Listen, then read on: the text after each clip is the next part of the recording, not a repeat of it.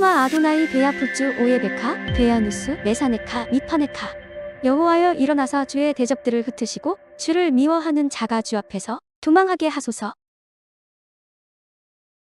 샬롬, 생각하는 성경 홀리아미입니다. 오늘의 말씀은 화목제의 규칙에 대한 설명입니다. 화목제는 크게 두 가지의 화목제로 나뉘는데 12절에 나오는 감사함으로 드리는 제사가 있고 16절에 나오는 서원이나 자원하는 것, 맹세 또는 결단하기 위한 제사가 있습니다. 두 경우 다 화목제이기 때문에 성막에 모여있는 사람들이 다 함께 화목제물을 먹을 수 있습니다. 감사의 제사의 경우에는 화목제를 드린 그날의 제물을 다 먹고 그 다음 날에는 먹으면 안 됩니다. 그런데 맹세 또는 결단의 제사의 경우에는 화목제를 드린 그 다음 날까지 먹을 수 있습니다. 그날 다 먹든 그 다음 날까지 다 먹든 결국 많은 사람들이 함께 먹어야 합니다. 그래서 화목제는 관계를 회복하여 화목하게 만드는 제사, 하나님 사랑, 이웃 사랑을 실천하는 샬롬의 제사입니다. 레위기 3장을 보면 화목 제사의 제물은 소나 양이나 염소 중에서 아무 동물이나 드려도 되고 수컷 한컷 상관없이 드릴 수도 있습니다. 그리고 레위기 2장 11절을 보면 소제의 제물에는 누룩을 넣으면 안 되어서 유교병을 제단에서 태워드리는 소제로 드릴 수 없습니다. 그런데 화목 제물에는 13절을 보면 유교병을 무교병과 함께 드려야 합니다. 분명히 누룩을 넣은 유교병을 드릴 수 없다고 하셨는데 화목 제물에는 유교병을 드려도 괜찮을까요? 뭔가 말씀이 충돌되는 것이 아닐까요? 여기에서 자세히 살펴보면 소제물은 제단의 불에 태워드리기 위해 드리는 예물이지만 화목제의 유교병은 제단에 올려 태워드릴 수는 없고 거제로 흔들기만 하고 불에 태우지 않고 제사장과 사람들끼리 나누어 먹게 됩니다. 그래서 서로 충돌하지 않는 거죠. 화목제의 규칙에는 상당 부분 자유함이 있습니다. 그렇지만 결코 여호와께서 하지 말라고 명령하셨던 것을 어기면서까지 자유한 것은 아니에요. 금지하지 않은 부분까지 허용되는 것이지 금지한 것을 어기면서까지 허용하는 방종이 아닙니다. 마찬가지로 예수와를 믿는 자들이 예수와께서 화목제물이 되심을 믿고 주 안에서 자유하지만 그것은 결코 여호와 하나님의 율법을 어기는 방종이 아닙니다. 율법 안에서 충돌되지 않고 이루어져야 진짜 자유한 것이지 율법과 충돌하면서 율법에서 벗어나는 것은 무질서이며 불순종의 죄입니다. 이 부분을 분명하게 이해하여 예수와께서 우리에게 주시는 자유함이 질서 안에서의 허용인지 무질서의 방종인지를 분별하는 우리들이 되어야 할 것입니다. 그래서 18절 이후부터 성막의 뜰 안에 있는 모든 사람들이 화목제물을 먹을 자격이 있지만 먹지 못하는 경우에 대해서도 설명하고 있습니다. 기본적으로 여호와의 규칙을 어기게 되면 죄를 짓게 되는 것이고 죄로 인해 부정한 자들과 부정한 것과 연결되어 있는 자들은 화목제물을 먹지 못합니다. 왜 그럴까요? 화목제사 자체가 화목제만 따로 드리는 것이 아니라 기본적으로 상번제 위에 화목제물이 올라가고 여러 속죄 제사들과 함께 드려지는 제사라서 그렇습니다.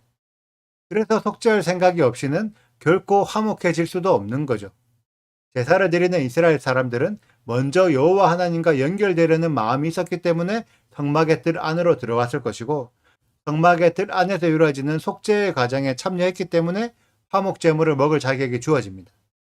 그런데 여호와 하나님과 연결될 생각도 없고 속죄를 위한 제사법을 지킬 마음도 없다면 그런 자들에게는 화목제물을 먹을 자격도 없다는 것입니다. 많은 신앙인들이 예수님만 믿으면 모든 것이 해결되고 예수님 때문에 여호와 하나님의 율법을 뛰어넘어서 초자연적인 구원의 은혜 안으로 들어간다고 생각합니다. 이러한 구원과는 말 그대로 초자연적인, 다른 말로 하면 비정상적인 구원이라는 것입니다. 자연적인 구원, 정상적인 구원과는 여호와 율법을 지키면서 율법 안에 기록된 제사의 법대로 정상적인 속죄가 이루어졌기 때문에 구원을 이룰 수 있는 거죠. 예수님이 여호와 율법을 뛰어넘었다면 그것은 여호와의 질서 밖에 있는 무질서한 메시아이고 마지막 때 적그리스도라고 불리게 될 예수님일 것입니다. 그런 예수님을 정상적인 구원자라고 할 수 없겠죠. 여호와의 질서 안에서 율법에 기록된 절차대로 구원하시는 분이 참 메시아이고 무법한 적그리스도를 꺾으실 재림 예수아가 될 것입니다. 여러분들은 법을 지키는 자와 법을 파괴하는 자, 어떤 자의 통치를 받길 원하십니까? 기존의 법을 파괴하기 위해서 새로운 악법을 만들어내는 것이 그것도 법을 지키는 행동이라고 할 수 있을까요? 그런 사람이 우리를 다스리는 대통령이 되는 것도 너무 싫은데 그런 메시아가 우리를 구원해 줄 메시아라는 것도 너무 인정하기 싫은 믿음이 아닐까요? 우리는 믿음을 가지되 성경에 기록된 건강한 믿음을 가져야 합니다. 우리의 믿음이 건강하지 못하면 우리의 구원을 빼앗아갈 거짓 메시아를 구원자로 믿게 될 것입니다. 그래서 우리들은 25절, 27절의 말씀대로 생명을 가진 다른 동물들의 기름과 피를 빼앗아 먹으면 안 됩니다. 기름과 피에는 생명력이 담겨 있습니다. 그렇기 때문에 동물이 정결하게 죽으면 그 동물의 기름과 피를 여호와께 다시 돌려드리고 우리들은 살과 고기만 먹는 것입니다. 나의 거짓 가르침 때문에 다른 사람들의 생명이 빼앗기게 만들도록 하면 안 됩니다. 내가 성경에서 벗어난 내용을 가르치게 된다면 그런 잘못된 가르침 때문에 다른 사람의 기름과 피가 상하게 됩니다. 그렇게 되면 그에 대한 책임은 반드시 내가 돌려받게 되어 있습니다. 이런 영상을 올리고 있는 저에게도 동일하게 적용되는 내용이기도 합니다. 만약 저의 견해가 성경과 다르다면 여러분들은 반드시 저를 지적해 주세요. 그것이 저의 생명도 살리고 여러분들의 생명도 살리는 길입니다. 이번 주 토라 포션 짜버는 이스라엘이 하나님의 군대로 일어나기 위한 규칙들입니다. 이번 주 말씀을 깊이 숙지하여 우리 모두가 하나님의 군대로 세워지시기를 축복합니다. 특별히 오늘 말씀 화목제의 규칙들을 깊이 묵상하셔서 내가 과연 화목제물을 먹을 자격이 있는지를 판단해 보시기를 바랍니다. 오늘의 영상은 여기까지입니다. 오늘의 말씀 읽으시고 질문이 있으시거나 혹시 저의 가르침이 성경의 내용과 다른 부분이 있다면 언제든지 댓글로 남겨주세요.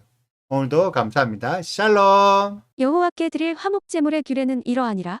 만일 그것을 감사함으로 드리려면 기름 섞은 무교병과 기름 바른 무교전병과 고운 가루에 기름 섞어 구운 과자를 그 감사제물과 함께 드리고 또 유교병을 화목제의 감사제물과 함께 그 예물로 드리되 그 전체의 예물 중에서 하나씩 여호와께 거제로 드리고 그것을 화목제의 피를 뿌린 제사장들에게로 돌릴지니라.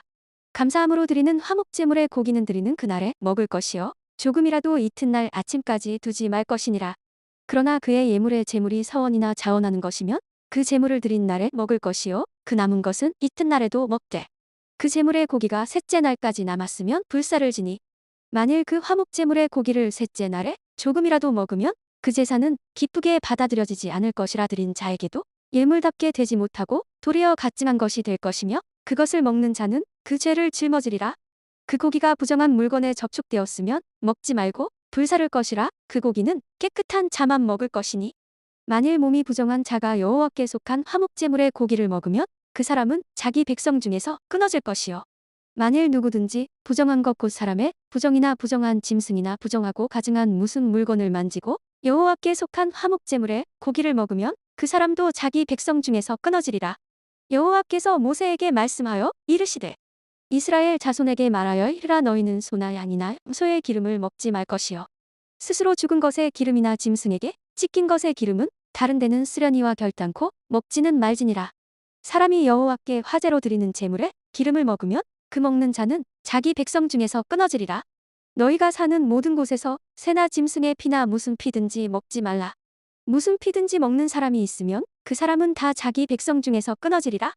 여호와께서 모세에게 말씀하여 이르시되 이스라엘 자손에게 말하여 이르라. 화목제물을 여호와께 드리려는 자는 그 화목제물 중에서 그의 예물을 여호와께 가져오되 여호와의 화제물은 그 사람이 자기 손으로 가져올지니 곧 그 제물의 기름과 가슴을 가져올 것이요 제사장은 그 가슴을 여호와 앞에 흔들어 요제를 삼고 그 기름은 제단 위에서 불사를 것이며 가슴은 아론과 그의 자손에게 돌릴 것이며 또 너희는 그 화목제물의 오른쪽 뒷다리를 제사장에게 주어 거제를 삼을지니 아론의 자손 중에서 화목제물의 피와 기름을 드리는 자는 그 오른쪽 뒷다리를 자기의 소득으로 삼을 것이니라. 내가 이스라엘 자손의 화목제물 중에서 그 흔든 가슴과 든 뒷다리를 가져다가 제사장 아론과 그의 자손에게 주었나니 이는 이스라엘 자손에게서 받을 영원한 소득이니라. 이는 여호와의 화제물 중에서 아론에게 돌릴 것과 그의 아들들에게 돌릴 것이니 그들을 세워 여호와의 제사장의 직분을 행하게 한 날 곧 그들에게 기름 부은 날에 여호와께서 명령하사 이스라엘 자손 중에서 그들에게 돌리게 하신 것이라. 대대로 영원히 받을 소득이니라. 이는 번제와 소제와 속죄제와 속건제와 위임식과 화목제의 규례라. 여호와께서 시내 광야에서 이스라엘 자손에게 그 예물을 여호와께 드리라 명령하신 날에 시내 산에서 이같이 모세에게 명령하셨더라. 구독과 좋아요를 눌러주세요. 그리고 알림 설정도 해주시고요. 그리고 하트도 꼭 눌러주세요.